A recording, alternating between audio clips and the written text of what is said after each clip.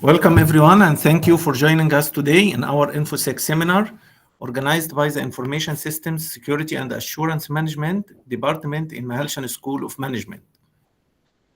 We begin our September InfoSec seminar by acknowledging that though this seminar is being held virtually, Concordia University of Edmonton is located on Treaty 6 territory and a traditional meeting ground and home for many indigenous peoples, including Cree, Saulteaux, Blackfoot, Métis, and the Nakota Sioux peoples.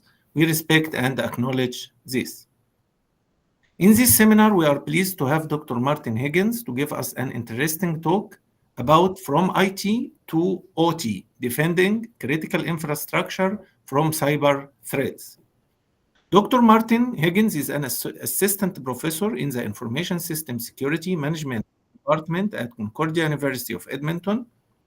Originally from the UK, Dr. Higgins brings an interdisciplinary background spanning cybersecurity, critical infrastructure, and finance.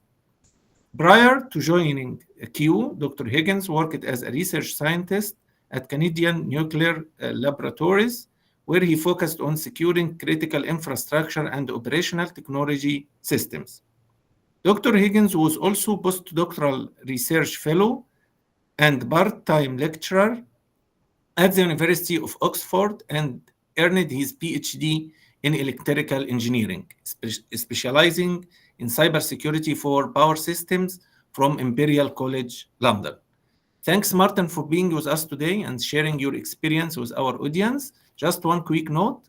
During the presentation, microphones will be turned off to avoid interrupting the speaker. At the end, we will have 10 to 15 minutes for questions, and the microphones will be turned back on.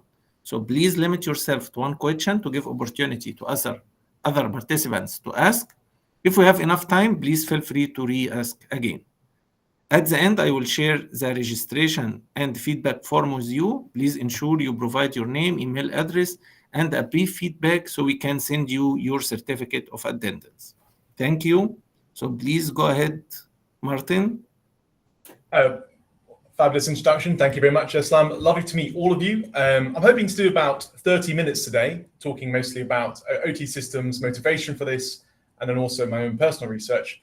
I'm hoping afterwards, as you said, get lots of questions and to make sure you guys have time to ask me about the research and stuff you want. So I'm going to do a few things today. First thing I'm going to do is introduce myself and talk about my research background. I'm going to talk about a case study outlining the motivation for kind of cybersecurity for operational technologies. I'm going to talk about kind of my specific research area interest, which is power systems, attacks against them. I'm going to look at some of my prior work in this area. I'm also going to discuss my prospective research program at Q, because I see there's lots of people on the call, and I'm hoping some of you will reach out to me and we can do some work together. So with that, I'll kick off on actually the meat. Introduction, my name is Dr. Martin Higgins. I'm an assistant professor here on the Masters of Information Systems Assurance Management program at Concordia University. I'm very happy to be here, and I'm very excited to kick off my career at Q. My previous research career kind of came in three parts. I was a PhD at Imperial College London. There I did an integrated MRes, that's PhD in electrical engineering. Imperial College is kind of the UK's equivalent of Waterloo. It's our very highly STEM-focused university. And there I studied cybersecurity for power systems. I then went on to do a postdoc at the University of Oxford. There I was working on something called the Security by Design program, where we looked at kind of three key areas. One was called Cherry, one was called Armarello, and one was called Connect. And these are effectively digital security by design. How do we structure a system by itself to be completely secure? And then after that, I went to work for a place called Canadian Nuclear Labs. Canadian Nuclear Labs is what they call a GoCo, government-owned, contractor-operated, but effectively was the government, working as a research scientist specializing in OT cybersecurity governance and defense in-depth strategies, which I'll talk about today. Prior to all that, I actually did a couple of years in finance as well. I worked at a place called JP Morgan for 4 years, which I didn't like, wasn't quite my fit, but so I also have that kind of background prior to actually my career in academia. So the motivation for this work. So I'd like you to imagine that you're a pipeline operator on Colonial Pipeline, right? You've just worked a 9 till 5. That is a 9 p.m. to a 5 a.m. shift. I'm not sure if anyone here has ever worked a 9 till 5 that way around, but you feel terrible at the morning. So you're about to go home. You're the operations supervisor of Colonial Pipeline, which transports $150 million worth of oil per day. So you have a highly important job. Annual revenue for that particular operation, $450 million per year. And it's not just financially important asset, it's strategically important. The Colonial Pipeline supplied oil for basically the whole eastern seaboard of America.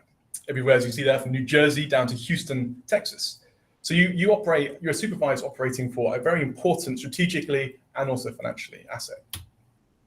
So it's 5 a.m. in the morning, you're about to go home, your feet are up, thank God everything is great. I've had a great shift. I've managed to spend most of it on BBC Sport if it was acquired.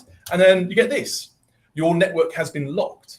You need to pay $2 million now or $4 million after a certain period of time. And we'll provide you a universal decryptor for your network. What would you think in this situation? You'd probably hope, is this a joke, right? Is this some sort of elaborate training exercise? But the actual reality was that they were under attack. So the day started uneventfully at 5 a.m. And routine check revealed a ransom note in basically one panel inside the control room, which is not good. It was a note from the dark side group demanding $5 million in cryptocurrency and indicating they've managed to exfiltrate 100 gigabytes worth of data. So operators saw locked encrypted files on computers, but at this point, the OT networks hadn't been touched. So they start to implement their kind of disaster recovery plan at 5 a.m. and getting people involved. So although pipeline sensors looked normal, they started to shut down their systems. And the reason they did this is because they believed that the malware could spread to the OT. So IT versus OT. IT you're probably very familiar with. That's emails, servers, websites, all that stuff we use kind of in enterprise systems day to day. OT is slightly different. It can still be, computers involved, but it's kind of typically more the sensing industrial controllers. OT refers to the hardware and software systems used to monitor, detect changes in and control physical devices, right? So it interacts with the physical world, whereas IT is more on our email and cyber side, right? We have some industries typically associated with OT. In Alberta, we have the oil and gas, fantastic oil and gas industry. So all the sensing controllers used to keep production flowing would be considered OT, operational technologies. They interact with the outside world, right? Same with nuclear, which is my background. Particularly the sensing and safety equipment, we consider OT, right? It interacts with the real world, and stuff goes wrong with it, it's very damaging. And manufacturing, right? That arm there might be considered a piece of OT, interacts with the physical world. And all the controlling and sensing, despite being very technical, has a different level of danger associated with them than, say, emails and stuff like that. So typical technologies we associate, right? Industrial control systems, PLCs, controllers, sensors and actuators, and HMIs, which would be human-machine interfaces, the stuff that we might use to actually monitor this in real time as an operator. So when this happened and we start to fear a spread to OT, the system they actually have to shut down the operation. So we talked about this huge asset with supply chain implications, financial having being shut down by this cyber attack, right? So they activated the protocols and depressurized and isolated a 5,500 mile pipeline because of a routine cyber attack, right? Slightly more than routine, but routine nonetheless. So they took down this huge asset, right?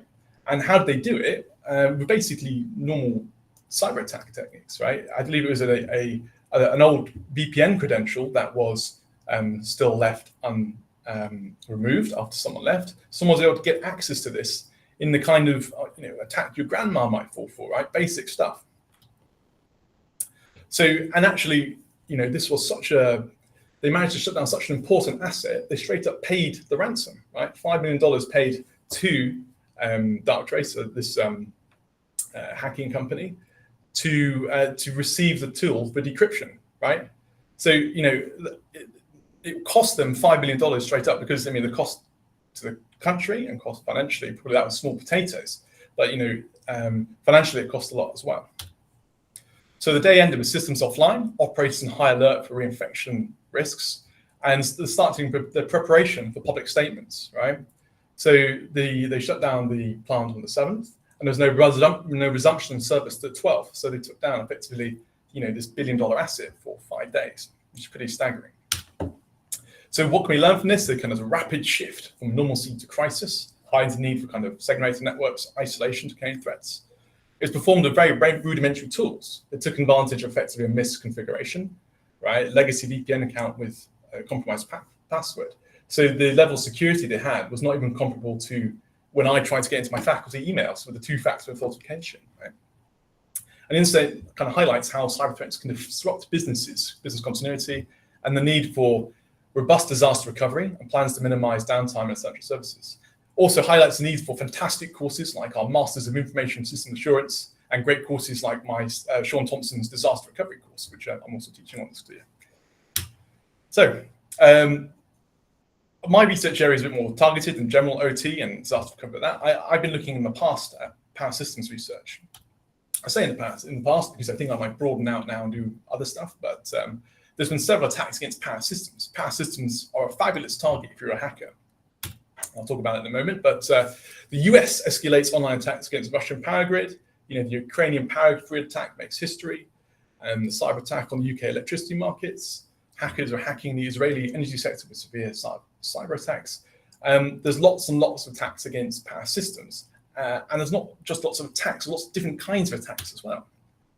The Ukraine power cut was basically attacked using rudimentary methods that got in and turned everything off.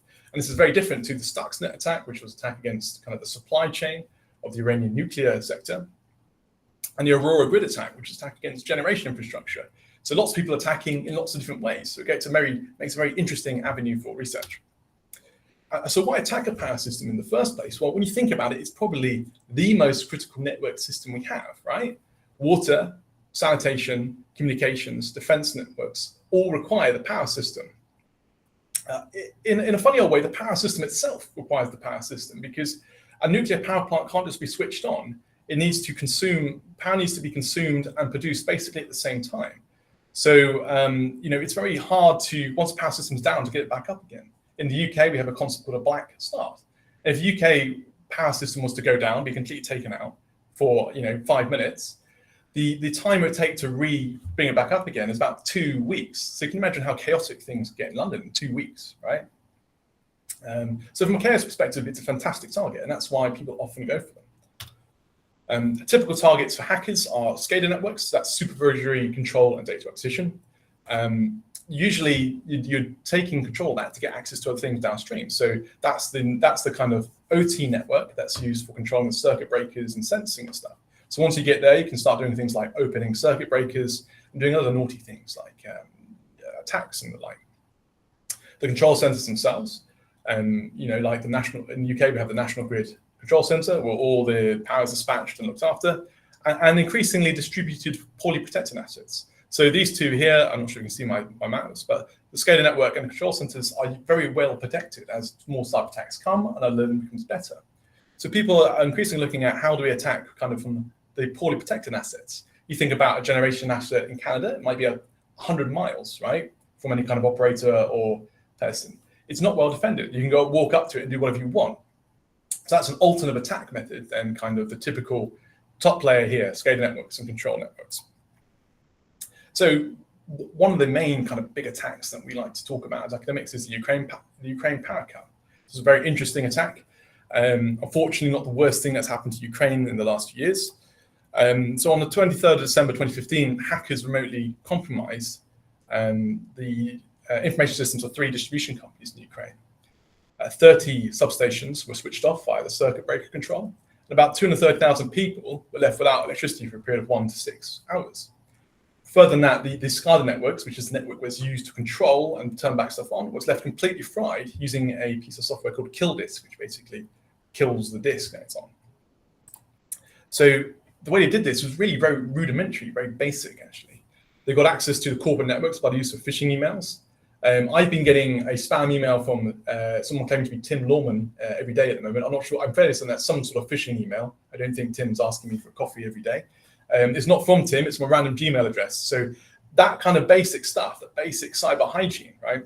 They've got access to these networks via the use of phishing emails, the kind of stuff your grandma falls for, right? And they use that to find an overlapping network and got access to the SCADA network, i.e. the kind of network that was used for circuit breaker control. So they turned everything off, opened all circuit breakers like this, which disconnects all the power, and they supported their attack with denial of service. And what they did was they called every number on the corporate line at the operators. So what happened is, you come to office, everything's turned off, and then your phone is ringing, constantly ringing. pick up, there's no one there. So it prevented a lot of the disaster recovery because you couldn't call and talk to engineers and stuff like that. So they had to work with mobile phones. It took them about 3 months to get in. 300,000 people were left out of power for a couple hours, and the SCADA network itself took months to recover. I've heard it said that if this attack happened in the UK, because in some ways the Ukraine networks were more rudimentary, relied on old manual opening and closing of circuit breakers, I've heard this would be even more damaging in the UK because of our integration actually of modern electronics and stuff. The reason they were able to get in was because of this, right? So think of an enterprise network and a SCADA network or an OT network, right? On this network, we have our key assets like our circuit breakers and all that good stuff. And on this one, we have our enterprise network where we go on emails, we go on BBC Sport, we do things online. And in theory, these networks should never really overlap because this is accessible from the outside. And if you can find an overlapping point, you can get onto this critical network here, which is effectively what happened in this attack, right? You can even see that this is the UK power grid here. I think you can see like this computer here looks like it was built in 1995, and that knowing the UK's infrastructure, it probably was, right?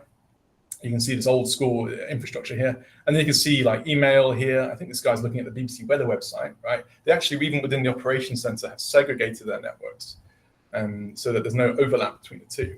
And that's very important and would have prevented, hopefully, an attack like this from happening to Ukraine. So we might consider this kind of a top-down style of attack, right? I go for the head. They went for the system operator and consequently your access to virtually everything downstream. But this is very hard to do now. So less and less people are trying to do it all the time. And when it does happen, it's very prominent. But there's another way to do it. We can kind of attack from bottom-up perspective. And that might be considered as the Aurora grid vulnerability, a good example of this. This was an attack against generation assets, still using the circuit breakers, but kind of in a more novel and interesting way. I hope this isn't going to be too loud. But this is the Aurora grid vulnerability. This is from 2007. And what's happening here is this is a generation asset that someone has managed to get control of via the unsecured circuit breakers. So what they're doing is they're opening and closing the circuit breakers very quick, like this. And that's taking advantage of all it's being done so quickly, the protection that device can't trip, and that generator can't trip, and it's taking that generator and pulling it out of sync with the grid, which is causing lots of internal dynamics and problems. And you'll see you can see now the generator starting to smoke. I think there's going to be one more big circuit breaker control, yeah. And I'm no power electronics expert, but when your generator sets on fire, that's usually a bad thing. And that's exactly what's happened there.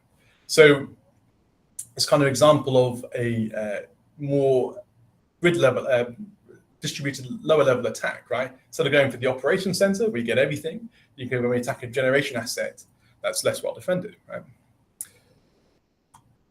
Another example, big prominent example, is Stuxnet. And Stuxnet is a prominent example in academic literature because it's very interesting. So it's got about 500 papers written on it. And unlike most of these attacks, which happened like in Colonial Pipeline, which was credentials and basically misconfigurations, Ukraine, credentials, misconfigurations, phishing, Stuxnet used a very intelligently derived attack vector. So the attack on Stuxnet was basically against these. These are the nuclear centrifuges. And what these do is they spin very fast to separate out two different types of uranium atom, 235 and 238. 235 is very useful, 238 is not useful. And they can be useful for creating fuel for nuclear plants or fuel for nuclear weapons, depending on your political opinion. So it's used for enriching uranium, and it spins very quickly to allow you to separate out the different isotopes. And what Stuxnet did was took advantage of some vulnerabilities in nuclear centrifuges. It targeted a specific type of control software used, Siemens Step 7, which is kind of like the Facebook for industrial PLC control. And I would say it was kind of the first true example of a deception style attack in industrial context. Effectively, what they did, let's see if I get the picture here, they injected code directly into these PLCs to alter the centrifuge speed while reporting normal operations, right? It manipulates the system in real time rather than replaying our commands. The genius of Stuxnet is how meticulously it combined kind of deep technical knowledge with extreme precision, right? It had a good understanding of what they wanted to see, and it replayed that data back. It's kind of an example of deception attack. So they fooled the system operator into seeing something wrong and consequently acting on it. the replay vector used, we might call kind of a false data injection, right? I inject false data into the centrifuge speeds, and you see everything is fine, and stuff just starts breaking. So you think it's just, your system's being rubbish, but actually under attack, right? And my research built on this idea. Like most academics, I've never had an original idea in my life. So my PhD research focused on false data attacks against power systems. So effectively kind of a Stuxnet for the power system, right? How could we fool a system operator and a power system operator to destroying his own systems, right? So specifically, I looked at something called a false data injection attack against what they call a state estimation process. State estimation process is kind of like, looking at the speedometer on your car and seeing whether you need to speed up or slow down. And then we also looked at a process called moving target defense, which is about changing the underlying system to kind of evaluate attacks. There's attack against, my research is focused on these things, the transmission system, as opposed to generation, which is making power. Transmission is how we get it from A to B, and distribution, which is what happens at your house. And this was effectively what we did. So we looked at, this is the system operator, and he will be looking at the measurements that come in and trying to assess where power needs to be dispatched or where it needs to be, circuit breakers need to be open. And he has a bunch of meter measurements, collecting voltage or power flow data to tell him this. And, in the past, Ukraine attacks have happened here, right, at the system operator level. You get that, you get everything. But that's really hard to get into now because people are wising up on the cybersecurity front. But this stuff is out in the field, right? It's very easy to attack. So what if an attack happened here, right? So instead of attacking directly, what if I could inject false data into meter measurements here and cause the system operator to say, oh, something's wrong there. We need to dispatch power, or we need to cut that area off. We need to do all sorts of things. So kind of deceiving the system operator into destroying his own system by changing measurements. So in that sense, the system operator kind of attacks his own system rather than me attacking directly as they did in Ukraine or the Colonial Pipeline. So the idea was to inject false data into meter measurements and intentionally corrupt the state estimation process while bypassing bad data detection. Effectively kind of a Stuxnet for the power system, sort of a deception style attack, right? And literature has shown we can do sorts of, if we can do this, we can do sorts of fun stuff. We can potentially line overload if I can show a low voltage in an area and the system operator dispatches power, it would effectively burn out his own lines, right? Load shedding, perhaps the system operator says the voltage in that area is too high, perhaps we should shed the load to protect the wider system. Blackouts as a result of these things, right? We start disconnecting stuff or causing the system operator to disconnect stuff, we can cause blackouts. And in the UK, particularly financial manipulation. So we have an OPF market, optimal power flow, that decides which generators to turn off and on. If you can start manipulating stuff, you can cause all sorts of problems in that market as well. And it effectively targets this thing called a state estimator. It's the process by which kind of a transmission system operator discerns what state his power system's in.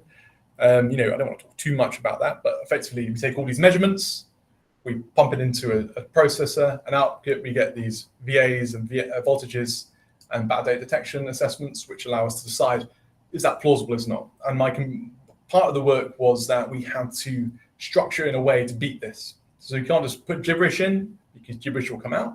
You have to put in a very structured attack vector that kind of considered this process. I won't talk too much about that, but effectively this became a kind of attack on integrity, right? Where we're changing the underlying data sets to kind of do interesting things, get the system operator to attack its own system. We needed a good understanding of the network topology. So another part of the research was to investigate something called moving target defense. So if you are the assumption that someone is attacking these systems by changing meter measurements, right? These meter measurements all have a relationship to each other based on kind of their connection, how they're connected. So if we can proactively change that relationship, we can force these false data attacks to be exposed, right? Because if someone is attacking based on an old piece of information, we can change that proactively and expose the attacker, right? So, and the way we do this is something called a defax device. So kind of proactively changing the network so that someone can't do these kind of false data attacks. So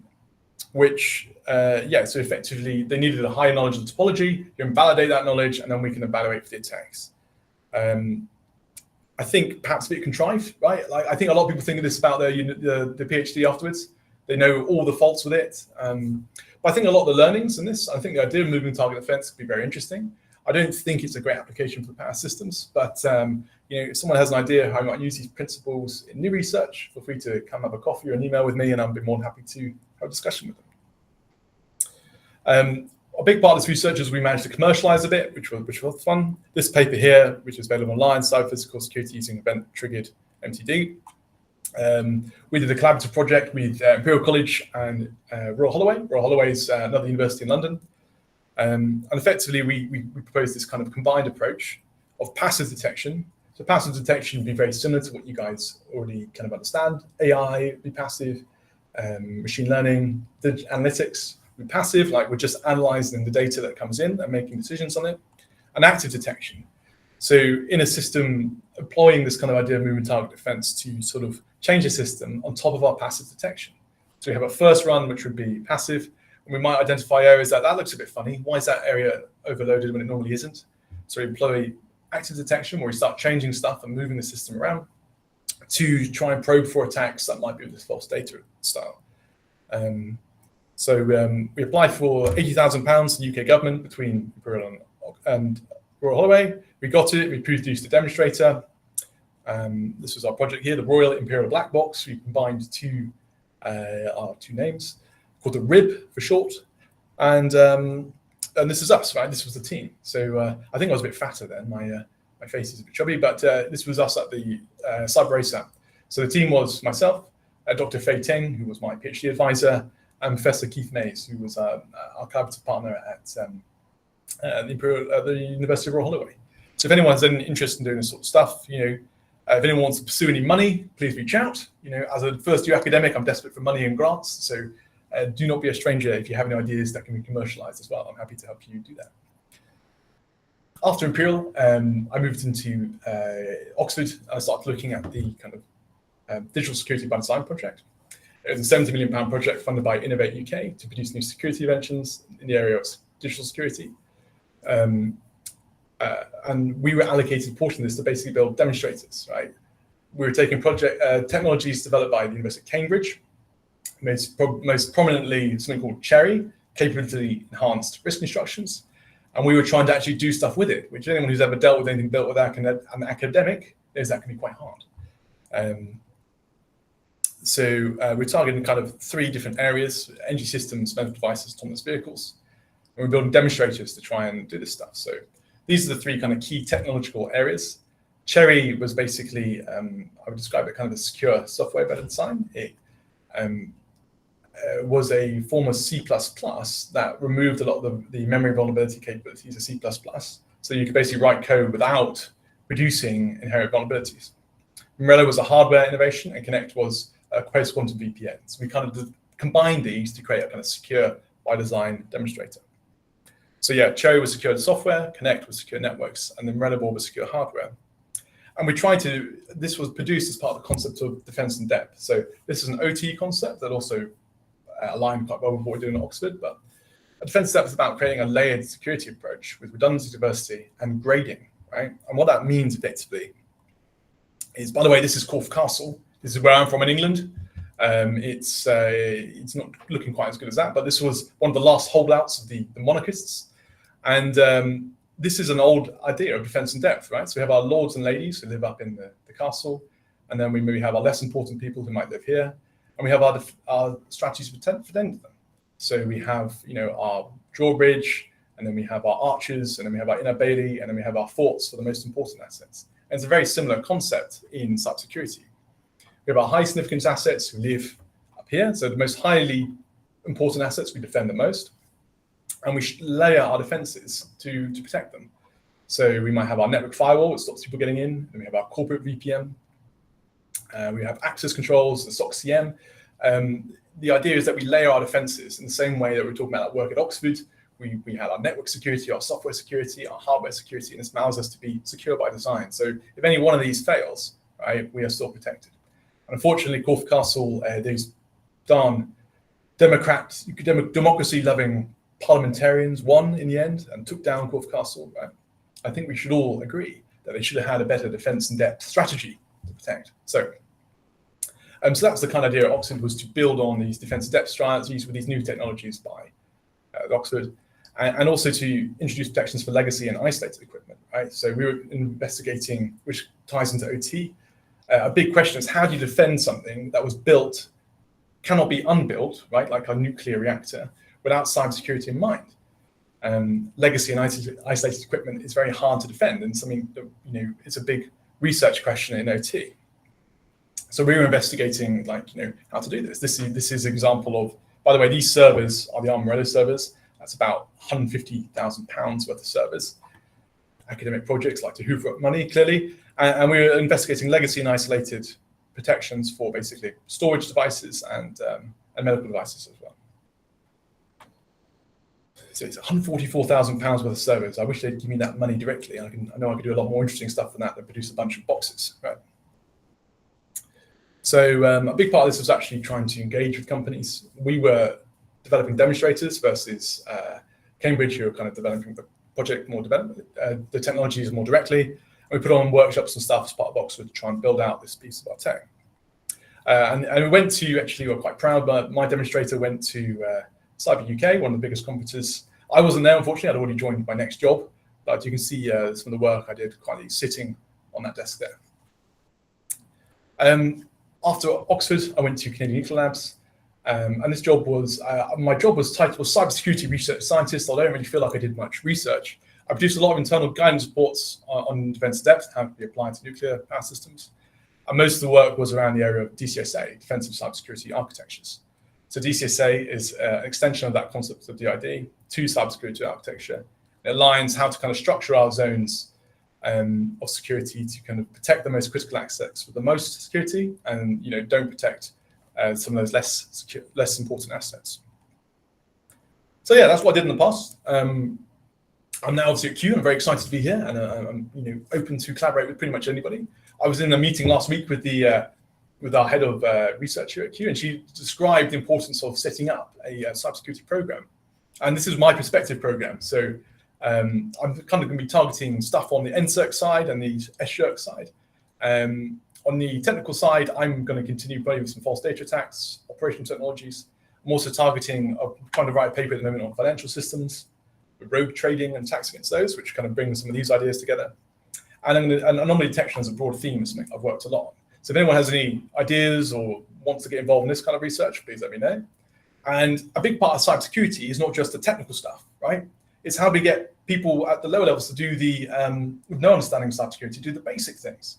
Not clicking that phishing link, right? Not give away credentials, not be naive about things.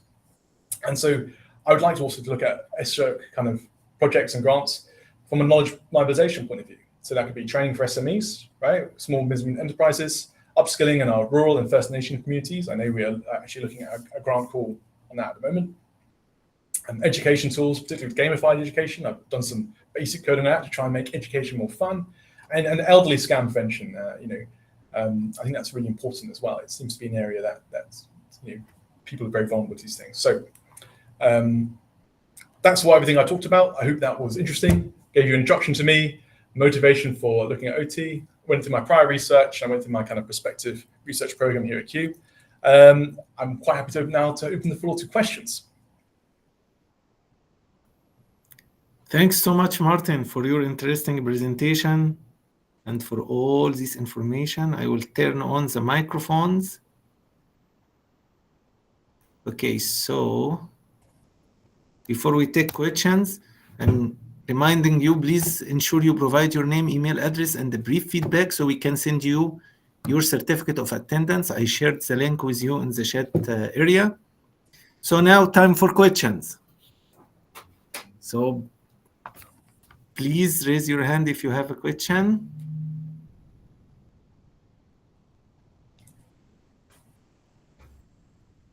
I say the only questions I normally get seem to be from my current students about England. So please, something about OT would be fantastic if anyone has a question. Any questions?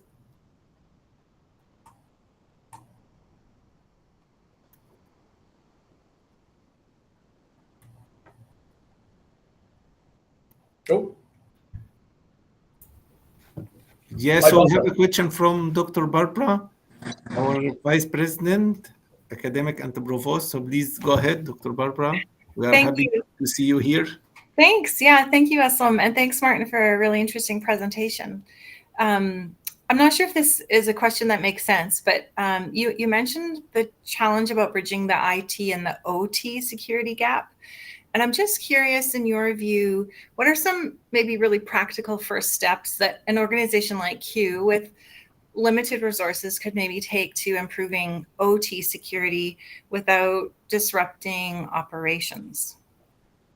Well, first thing I'll say is I don't think Q's actually doing too bad a job. I just came from the nuclear industry, and it would shock you how unsecure that stuff is. People still be able to walk up with USBs into stuff. So, with respect of Q,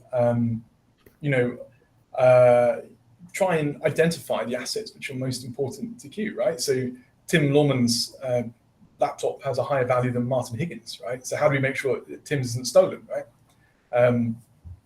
So the first thing we always do is identify and do a risk assessment of our most crucial assets.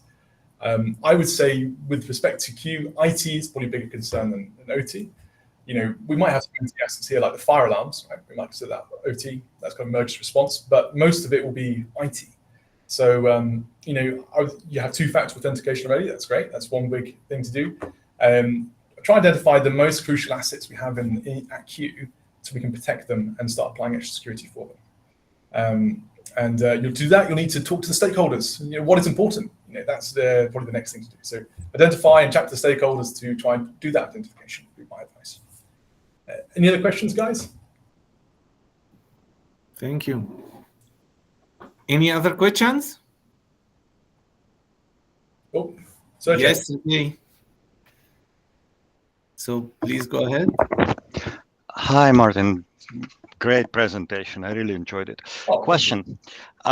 So your research work was quite opposite to, you looked at the attacks that were quite opposite to Stuxnet in the sense because Stuxnet was reporting everything is good versus you're looking at the cases where the reporting is everything is bad and do something. But how is your research involving safety systems? Because in OT, we typically have a safety system like the second defense barrier, or safety system which will prevent the actual disasters.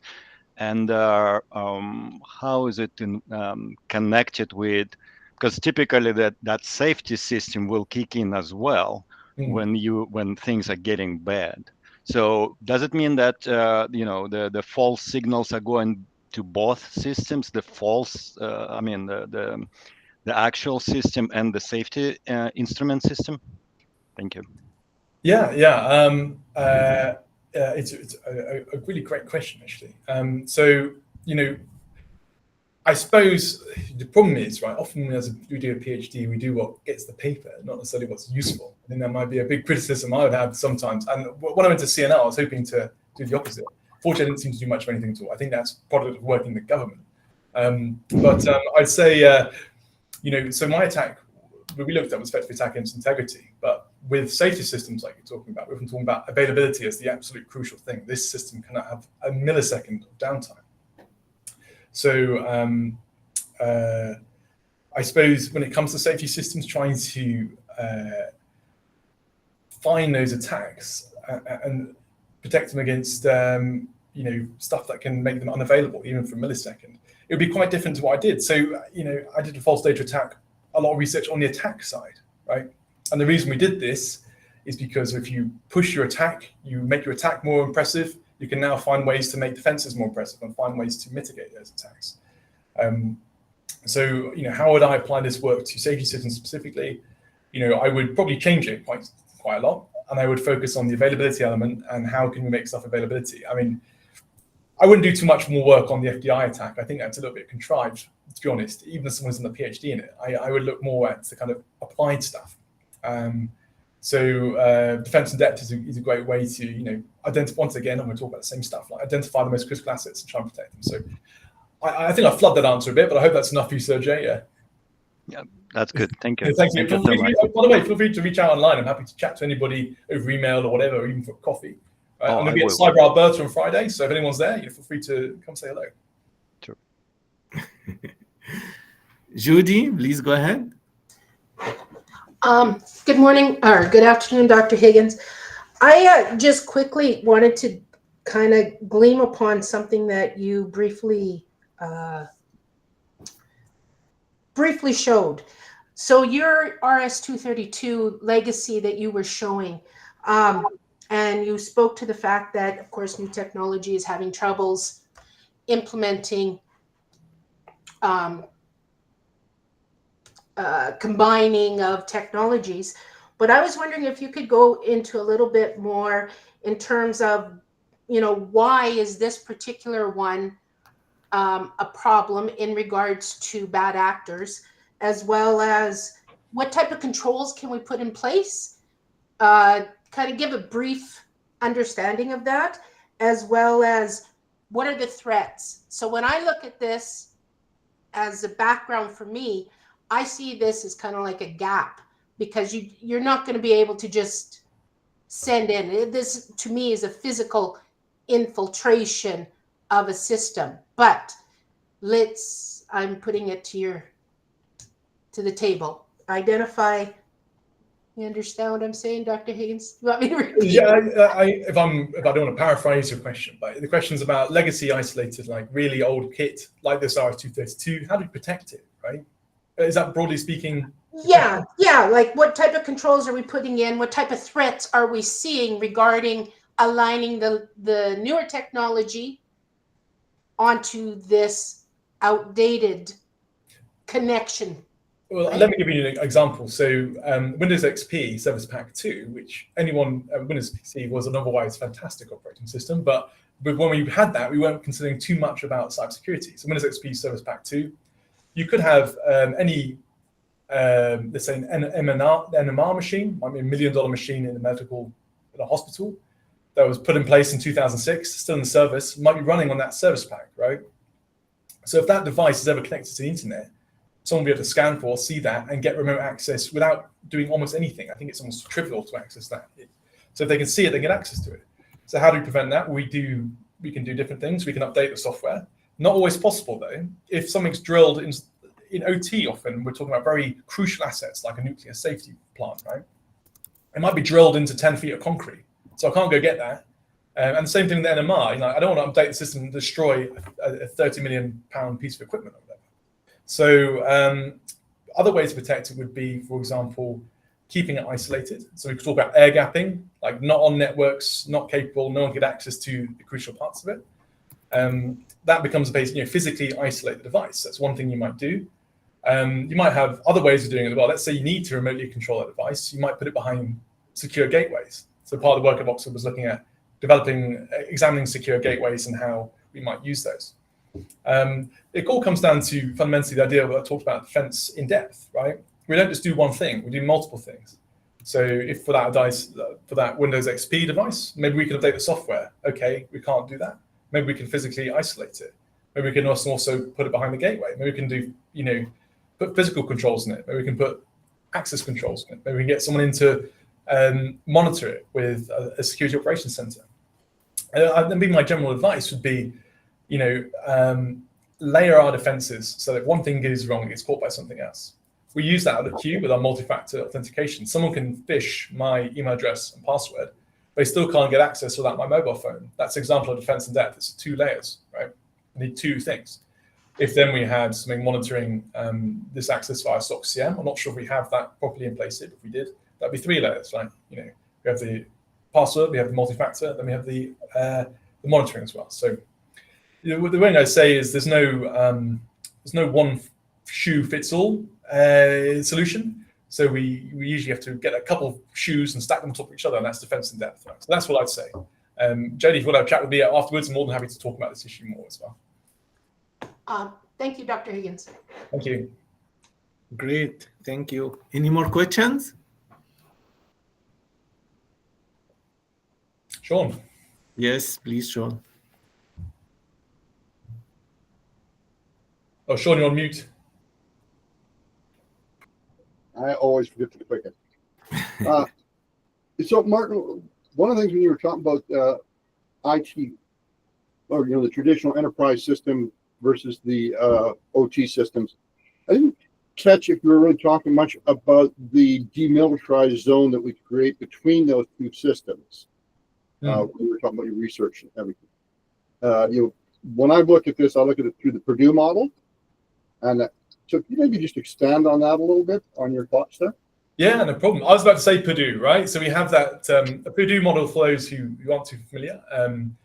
Effectively does this idea of defense in depth, but what it will have is for these important assets, like we talked about today, OT, effectively have a DMZ zone where nothing is meant to happen, right? So you might have a connection through it, but it's heavily monitored and there's meant to be nothing going through this zone. And it effectively kind of air gaps the packets from the outside world to the inside world.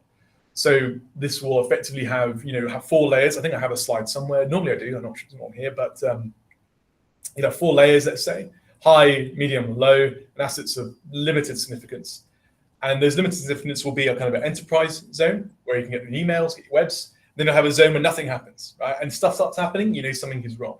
So that's exactly right. Sean is it's a great example of kind of defense in depth. It's the Purdue model where we actually physically have this zone of the DMZ, a bit like North Korea, right? We have this zone where nothing's meant to happen. We have that for as part of our cybersecurity architecture. So I have a slide on that somewhere. I don't know. I should have got in here. The students will probably get it next week now that you've mentioned it, Sean. Thank you. Good. Thank you. Any more questions? One final call. Any more questions? Okay, so please don't forget to provide your name, email again, and the brief feedback so we can send you your certificate of attendance. Thank you again, Martin, so much for your interesting presentation, and thank you all for joining us today. We hope to see you next month. So have a good day and see you next month. Bye. Thanks a lot, guys. Please send me an email if you want to talk more. Cheers. Just to quickly add in there, Esam, you want to announce our speaker for next month? Let me stop.